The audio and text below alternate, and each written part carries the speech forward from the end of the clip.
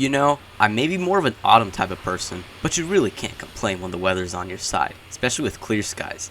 Hello rail fans and welcome back to the lovely Pacific Northwest. If you read the video title, you already know that this video is about to be chaotic. Anyway, with fire season well underway and not a single rain cloud in sight in the blistering 85-degree plus weather, I've come out on this day after receiving a special word that Union Pacific 1982, the MOPAC or Missouri Pacific Heritage Unit, was tacked onto train IBASC. Now for those who don't know, IBASC is a weekly intermodal train nicknamed the Barn Sprint Train due to the fact that it wastes almost no time, spoiler alert, we'll see about that, traveling from Barnes Yard in Portland, Oregon to Argo Yard in Seattle, Washington, all with only one crew. And things were looking promising so far. I'd gotten to the UP tracks in Kent roughly an hour after I had arrived in Fife, about 20 miles south, to do some yard work, and simultaneously I'd heard on the radio that a northbound BNSF train was calling the Centralia North dispatcher to the south to ask for permission to head north. After contemplating for a few minutes, I decided to head over to the BNSF tracks in hopes that I wouldn't be risking missing the Heritage Unit. And so, roughly 10 minutes later, here came BNSF H-LVJEVE Priority Manifest from Longview Junction, Washington to Everett, Washington, going at a staggering 10 miles an hour.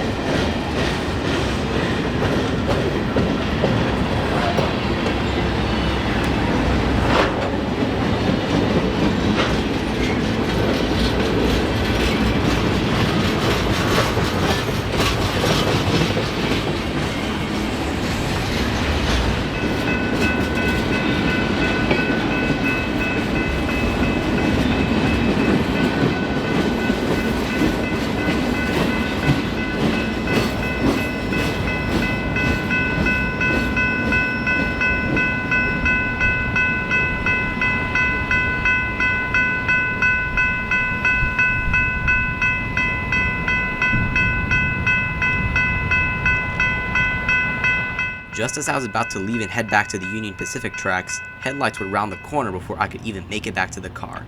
This train would be running at an absolutely staggering, and I mean world record pace of 5 miles an hour. Heck, it would even beat the TGV. Anyway, here came BNSF H-EVEROO Daily Priority Garbage Service from Everett, Washington to Roosevelt, Washington.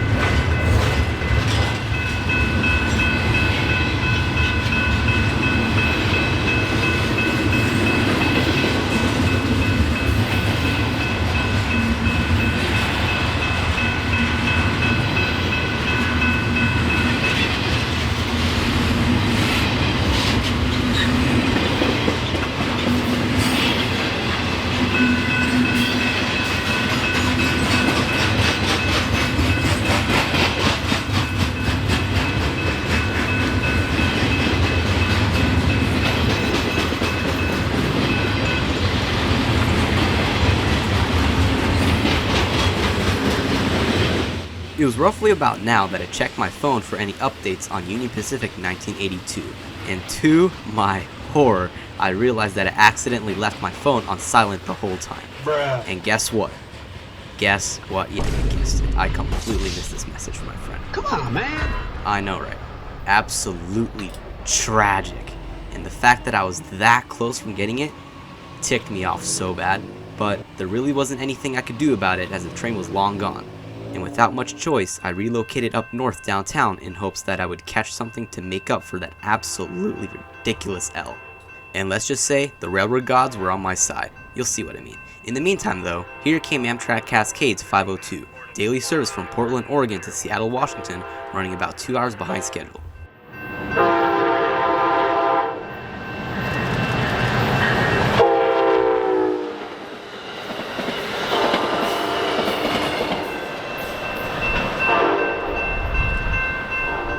About 30 minutes after Amtrak Cascades 502 cleared, the skies would clear up as Amtrak Cascades 504 would catch me off guard, making its daily run from Eugene, Oregon to Seattle, Washington.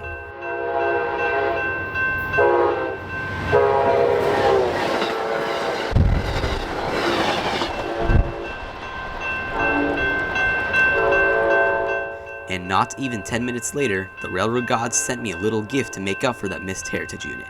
Here came BNSF U-TAOCNF, empty oil from Tacoma, Washington to Vancouver, BC for interchange with the Canadian National, spotting an all-CN consist, including a rebuilt SD75.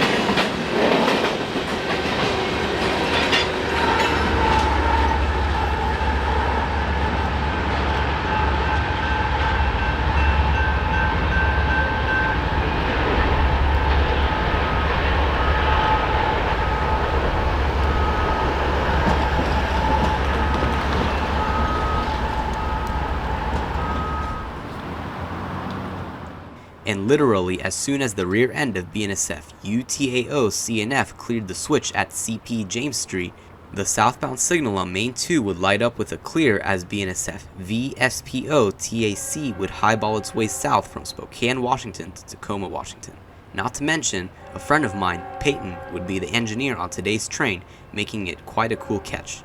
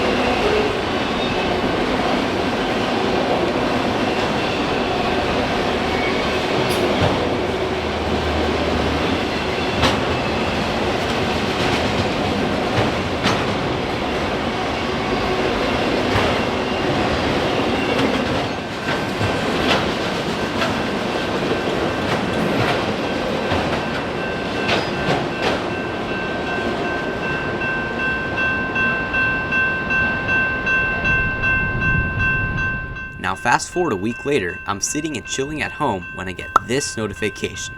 Oh my god, Union Pacific 1982, by some miracle, was on train IBASC again, and you don't even know how happy I was. I wasn't about to let this opportunity slip by me again. As such, I was listening to the radio like a full-on hawk, planning what-if scenarios. For instance, I opted to station myself south of Auburn Siding to avoid having the train potentially tying down in it, as it's the only siding that will fit a 70-plus car train. And to prevent myself from missing it again, I had one of my friends in Sumner, about 10 miles south, give me heads up if they heard anything. Heck, I even got to Auburn before the train even made it to Fife. And what was supposed to be a 2 to 3 hour wait slowly increased with no sign of the train going anywhere. At that point, I had made my way to the BNSF tracks after hearing that a Warbonnet would be leading a coal train north. Here came BNSF C-SXMRBG, loaded coal from Signal Peak Mine, Montana to Roberts Bank, BC.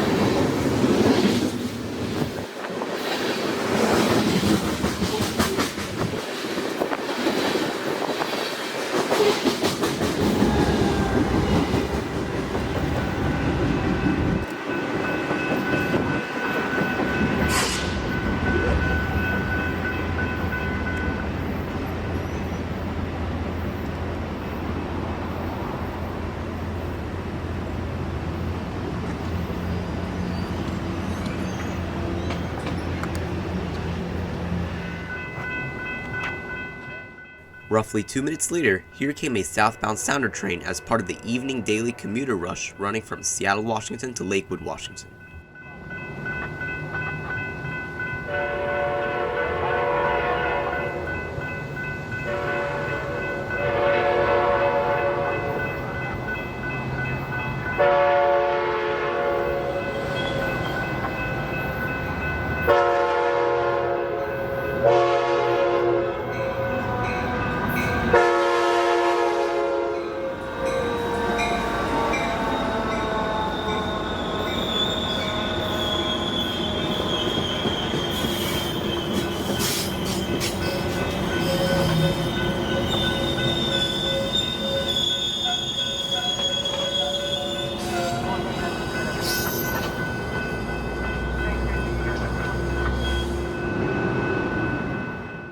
And meeting the sounder train would be Amtrak Cascades 518, daily service from Portland, Oregon to Vancouver, BC.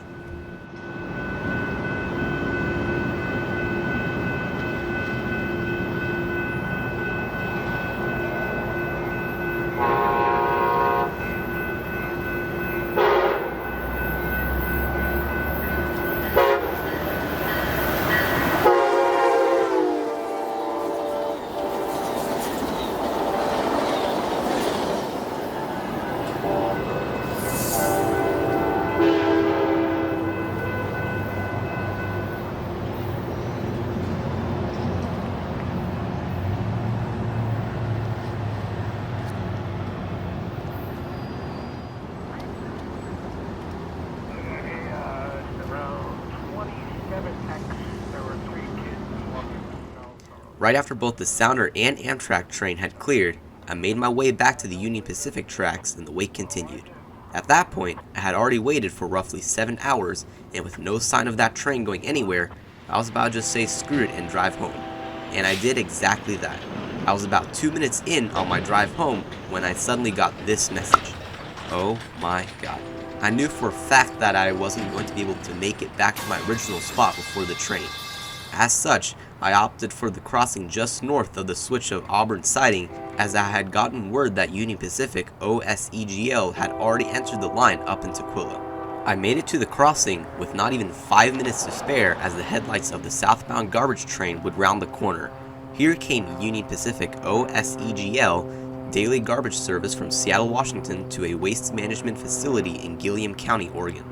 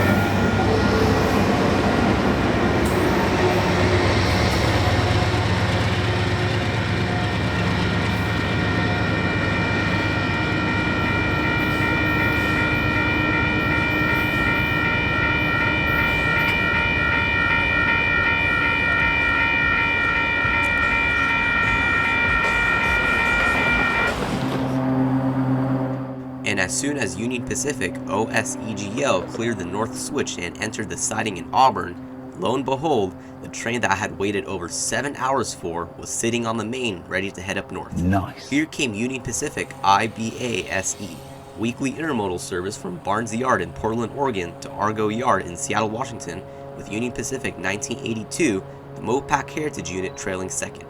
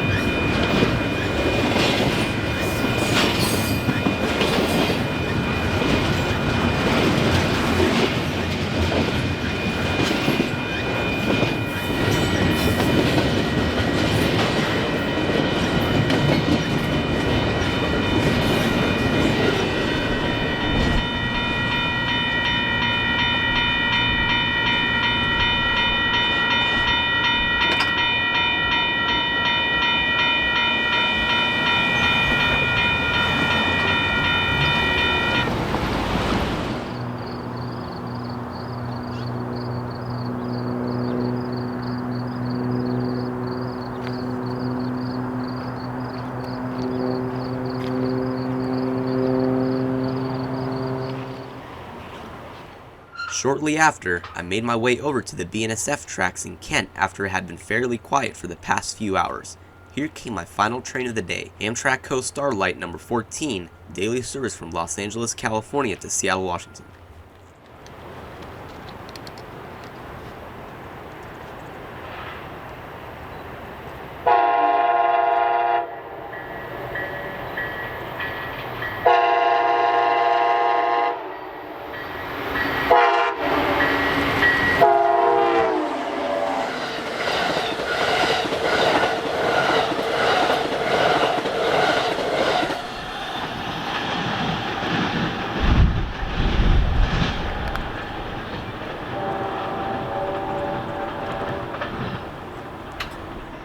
And as the tail end of the Amtrak train sped away north, this would conclude my chaotic and quite possibly luckiest Heritage Unit fiasco and catch to date. I hope y'all enjoyed my roller coaster of a ride out here railfanning, and please consider subscribing if y'all enjoyed this video. But until next time though, this is Adrian, and I'll see you guys next time here on the High Iron.